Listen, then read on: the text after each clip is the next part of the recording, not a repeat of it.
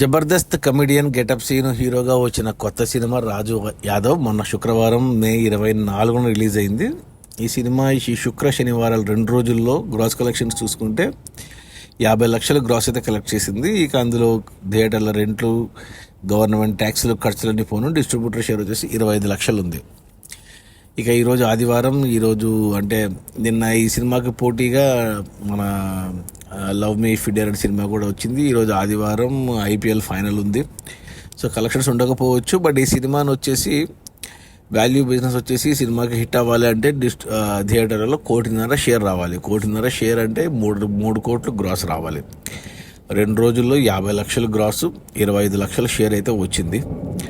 ఇంకా 1,25,00,000 షేర్ రావాలి అంటే 2.5 కోట్లు గ్రాస్ కావాలి. కొద్దిగా కష్టమే. సినిమా నేను ఇంకా చూడలేదు.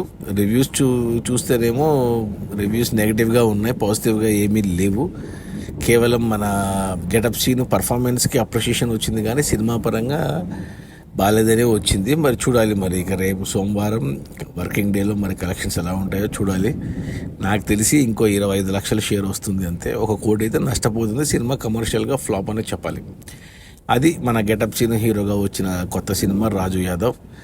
రిలీజ్ అయిన 2 రోజుల్లో 50 లక్షల గ్రాసు, అందులో డిస్ట్రిబ్యూటర్ షేర్ వచ్చేసి 25 లక్షలు. సినిమాని డిస్ట్రిబ్యూటర్లు 1.5 కొంటే 1.5 వస్తే హిట్ అవుతుంది సినిమా. అంటే 3 కోట్ల గ్రాస్ రావాలి. కష్టమే. Okay, bye.